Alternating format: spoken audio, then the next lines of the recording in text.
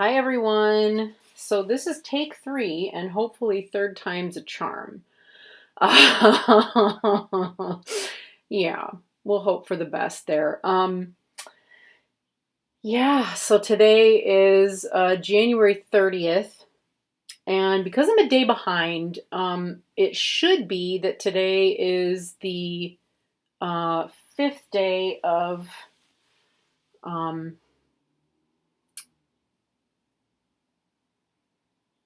wow, my brain just shorted out on me there. I've got a lot in my mind this morning. It's the fifth day of Kwanzaa, but I'm still working on the fourth day, and I may have some space to catch up at some point. At the moment, however, I'm not so worried about that so much as just about taking in, the full value of the practice and of the process. I find that especially important right now because I heard something that really upset me actually yesterday after I filmed my video. I read somewhere that Marjorie Taylor Greene said that Kwanzaa was a fake holiday. Um, Again, I don't understand. I can't pretend to understand the political right, because it falls so far away um, from my own feelings and my own beliefs. But it made it that much more important to me to recognize and acknowledge the validity and the importance and the beauty of Kwanzaa because of everything that it has to offer. Um, you know, there's so much I could say about this. At any rate, it's become a part of my annual period of reflection and thought, and I feel it's a beautiful contribution, to our culture. I love it. I think it's absolutely beautiful. So yeah, I'll leave it at that. There are so many beautiful holidays that take place over the winter, um, and I'm learning over time to love and value and adore all of them, from multiple cultures. For the first time this year, I followed the 7 days of Hanukkah because it just felt so necessary. I was feeling so burned out, and the story of Hanukkah and the lighting of the candle every night, was so enriching. And similarly, I feel the same way about Kwanzaa, that taking that time to reflect and then in the evening light a candle. Um, it's just, even though I'm doing it really as a solitary practice, it doesn't matter. It is enriching, and it's enlivening and feeding into, and hopefully contributing positively to something, to a thought form, to a spiritual energy that is already present in the air, and adding another source of light and love to that collective spiritual growth and feeling. So that said, today I'm practicing with UJAMAA, which is Cooperative Economics. A really tough one for me, every year. I mean, this has not been comfortable any year I've done it. Last year was probably the most comfortable of the 3 years that I've done this. The last 3 years have been among the most uncomfortable financially that I've ever had. Although I've had some pretty uncomfortable times. But this has been pretty uncomfortable. What I love about this is the emphasis on cooperative economics. It's the concept that we're not living in a vacuum, that our economics are cooperative. What we do, how we spend our money, where we spend our money, with whom, on what, etc., is an investment. And it's an investment in one another. So we don't exist financially in a vacuum or in a bubble, and anyone who plays the stock market knows that. And yet, And yet, how is it that we all behave, as white people, certainly, as though we're the only ones?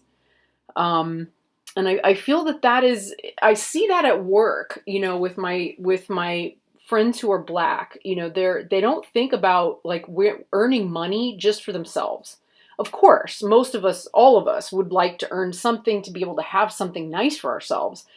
But what I notice most and value most, with friends who are black, is that they're earning money, and working for each other. They're working for their friends, their grandparents, their parents, their kids, their nieces and nephews.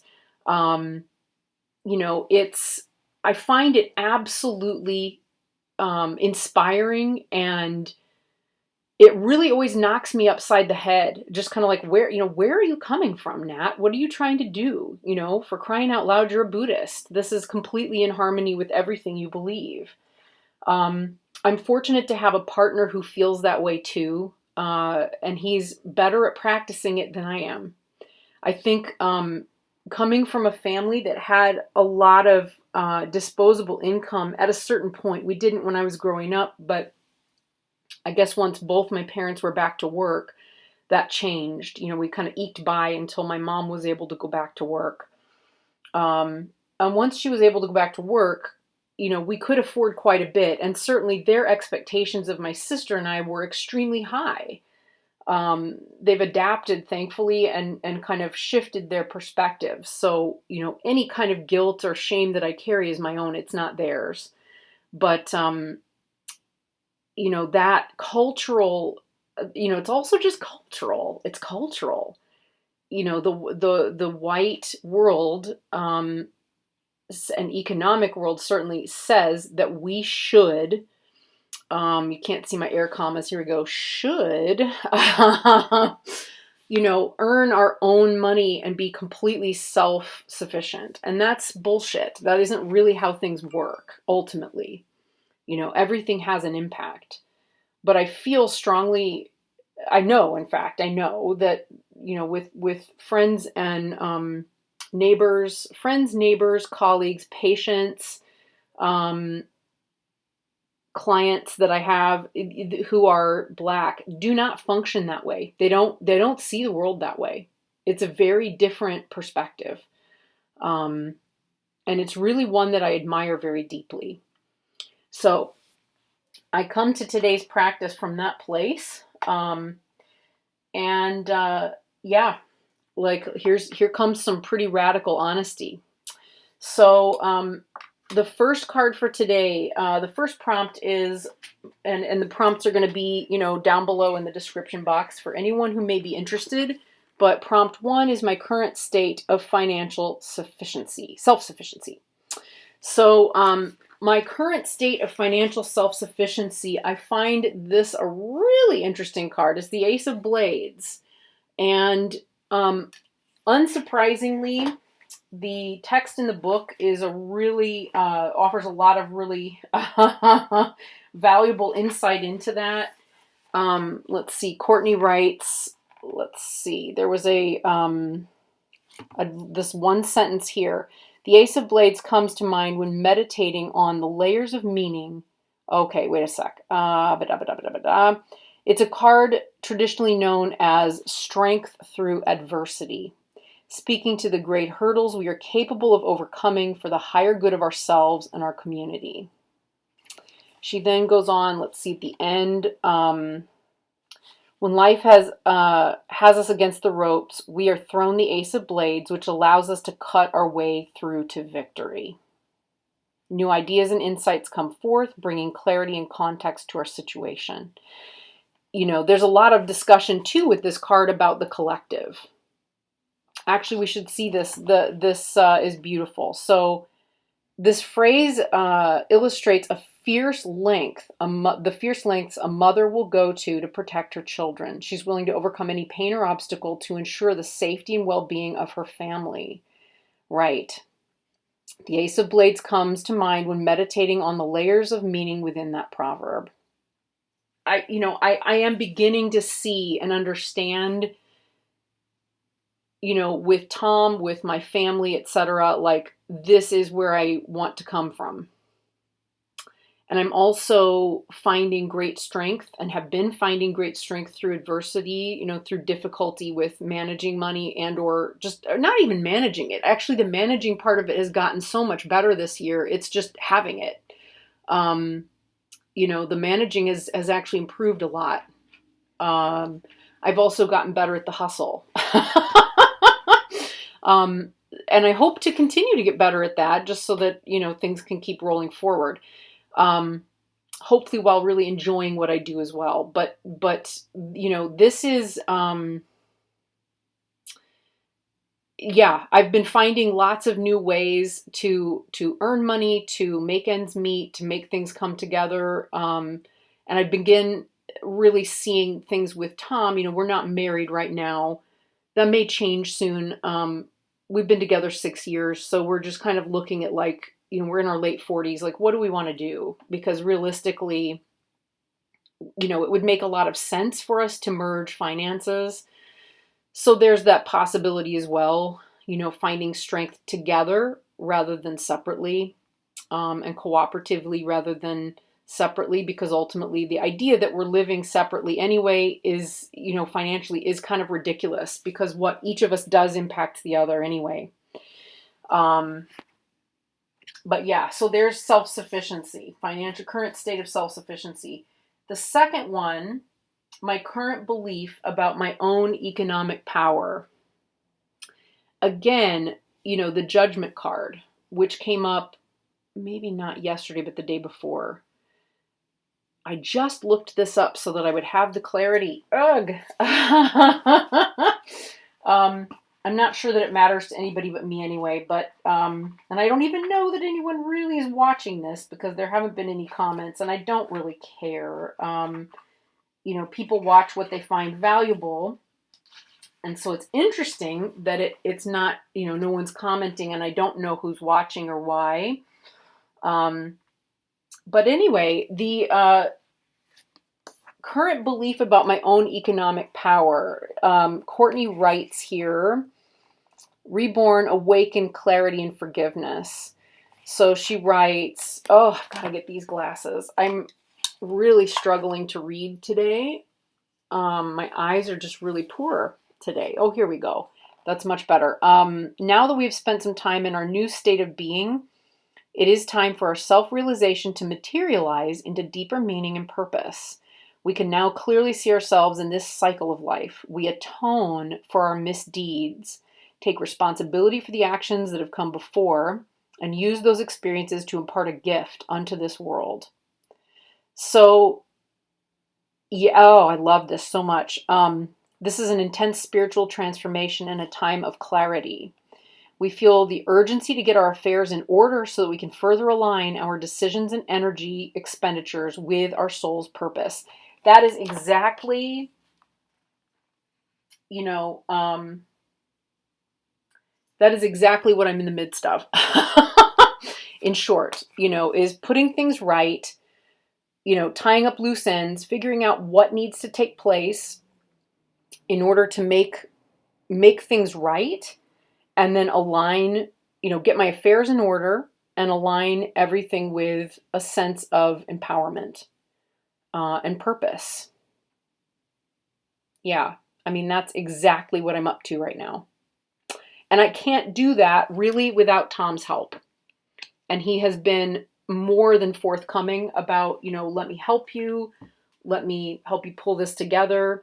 He was fortunate enough to have inherited a little bit of money from his dad when his dad passed away.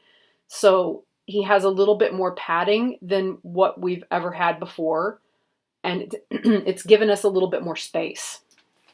We just got to get some water.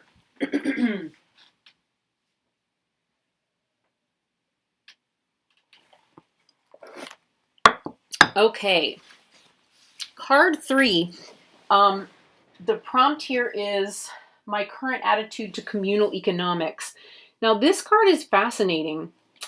It's hard to make out what it is. I don't know that I'll be able to do it much justice, but I will certainly try. What this is a boat. and it's filled with people. And this is the water coming off of the boat as it surges forward, and the coins in the water behind it. So, Courtney, we all know what we usually see in a Rider-Waite-Smith that's to do with the Five of Pentacles or Five of Coins. What Courtney Alexander writes about this is that this is meant to represent one of these boats, of which there have been many, that cross the Mediterranean from Africa in order to get to Europe, because there is this intense hope and desire that those on board will be able to make a better life for themselves away from their country in Africa, on the continent of Africa, only to find that things are harder, meaner, more difficult, that they encounter with greater challenges. Some of them can't even survive and don't survive that journey. I think she writes that this picture was taken in 2014. Let's just have a look. I mark it in here. Let's see, 1, 2, 3. 2014, I believe, is what she writes here. Yeah, this famous photo was captured in 2014 by photographer Massimo Sestini, who then launched a campaign to find survivors of the crisis so that they could tell the story of their journey. The 5 coins falling into the sea represent the different types of sacrifices they made for the journey, the lives, material possessions, connections to cultural traditions, old identities, and dreams they must leave behind to take on the new. Yeah, this card comes up when life seems to throw hardship from all sides. You may be feeling alone and unsupported. Worry and anxiety, especially over material and physical well-being, weigh heavily on you, etc. This is the time to assess and cut away the necessary, audit resources to determine which are still of value, accept assistance if needed, and move forward. That's exactly where I am. I mean, that summarizes this. This is why it's why I work with this deck. In terms of personal readings, this deck is always spot on. It never lies, and it will state things clearly for you, and you can't miss it. You just can't miss it. Again, it's probably not a deck I will use to read for other people. I'm realizing I've never used it to read for someone else. And I really feel because I need the deck and Courtney to read for me. I don't feel this is necessarily my deck to interpret for someone else. It has such a unique and specific voice. But this is exactly where I'm coming from. So, my attitude to communal economics is a sense of unworthiness, and also a recognition that I have to be more communal. That's just it. I have to view things more communally and less individually on every level, being willing to accept and being willing to offer. So there we go. I do love that interpretation. It's just such a beautiful, poignant, deep, heavy interpretation of what that 5 of coins can really mean. And when you look at it from that perspective, it really puts things into a different perspective, for me immediately. Number 4, how I can improve my financial self-sufficiency. So this was interesting. Young Gourd popped up again. I feel, and along with the 4 of Gourds, and I feel that this one is about first appreciating everything that I have, right? Appreciating what I have, focusing on gratitude, blessings, the things that are good, the things that help. This is about, I feel like Young Gourd is about tapping into that kind of beautiful, almost youthful, passionate, excited, heart-filled way I have of being able to engage with the world sometimes, and using that as a way to create new opportunities and to be able to see things with greater clarity. If I can approach this from a more enthusiastic, excited place, that's not jaded, that's not as fearful, that's a little cheeky, that's inventive, etc., and count my blessings, I will be able to know what kinds of decisions to make. That's the way I've interpreted the two of these together. After reading what Courtney writes, and also just the kind of, intuitive feel of things, knowing too that if I can start from that place, something will manifest. I mean, that tends to be the way it goes, that when I reevaluate, reassess, tap into that heartfelt place of excitement, blessing. I mean, this is how we manifest, right? This is a thing. I don't think we're, it's that shocking. But I'm always shocked when it comes down to, when I'm looking at something like economics and I'm being told, come back to my spiritual practice. I mean, this too is for me about meditating. And so this is about the young Gourd, especially anything to do with the heart or the cups. Usually for me is about a loving kindness practice and the heart, and extending compassion inward and outward and everywhere. Yeah, I find that amazing. I think too that it's also about realizing what I'm good at and then having new ideas pop to mind, new ways of managing things and improving things popping to mind, etc. Okay, now that said, we've also got this 5 of staffs here for number 5, which is, how can I improve my beliefs about my economic power? How can I improve my beliefs about my economic power? Well, in part, I can improve them by standing my ground and growing the fuck up. That's what I take that as. There comes a point in time. So, I mean, this is all really good and everything. It's counting blessings and whatnot, but it's accepting responsibility, being willing to stand up to what's difficult, and take responsibility as a grown-up. And I can improve my beliefs about things simply by willing it. Stand up, stand your ground, grow up. That'll improve them right away. Don't make a conflict, don't make a fight where you don't need to. Solve the problem, figure it out, move forward. It's a little more pragmatic there. Card number 6. Card number 6 is the 3 of Gourds. I was about to say 3 because it's the 3 of Gourds. The best way I can contribute financially to my local community. Now, this is an interesting one because it doesn't necessarily suggest, it's not coins, right? It's coming together. And it's interesting that it's 3. I mean, the 3... I mean, I work with 2 women. I work with the doc and our...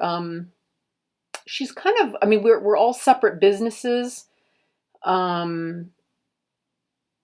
But she is definitely our collaborator. The 3 of us collaborate a lot. And this kind of reminds me of the 3 of us, contributing financially. I mean, well, let's just look at this one again. I'm not sure I really feel like I fully absorbed every possible meaning in this one. Okay, so this is celebration, friendship, healing, conception, achievement. She writes here, the energy of the 3 of Gourds is one of grace, affection, warmth, and the warmth of love. While the 2 of Gourds can bring together a union between 2 people or parties, the 3 of Gourds is more communal. It represents our communities, family, friends, and other groups we attach ourselves to. It is here that we find joy, laughter, and shared experiences that bring us closer. On a grander scale, this card represents great universal love, allowing the universe to pour this into us, encourages new perspectives and feelings to arise. It is an unconditional love that uplifts and supports through the best and worst of times. Let's see. It is a time when you may find the opportunity to share your abundance with those close to you. You know, it may not always be a financial contribution. You know, I think it could be that in order to keep finances flowing, because I'm like the one that doesn't have the financial power to contribute, but maybe by being part of that local community and keeping that joy, okay. So maybe by keeping that joy within that community alive, right? There, and this is something I get told a lot at work by both patients and by the doc and our other healer, who I feel weird about mentioning her name. I don't know why. I probably shouldn't. But, you know, they're always telling me that my presence really brings such of a sense of safety or sense of healing, or it really contributes to the healing feel of the environment that we've created. And yeah, I think maybe, you know, contributing financially maybe isn't necessarily what's needed, but in order to keep things flowing, right, to keep the money or the energy or the economic power flowing, keeping things buoyant, keeping things focused on joy and healing and love, is going to become really crucial. And that makes a lot of sense to me because we're walking into a difficult time right now. You know, they've said on the news, you know, the next 6 to 8 weeks could become very, very, very treacherous and difficult where the virus is concerned. So probably keeping my spiritual, that may be why, you know, keeping my spiritual practice afloat is so critical to the health and well-being of my community. Yeah, it's all beginning to come together now. And then finally, Two of Blades is the final one, and that's how I may best build cooperative networks and systems. And it's through contributing, you know, contributing from that egoless place of the Two of Blades, which is showing up again. You know, being able to come to things from that impartial, balanced, rational,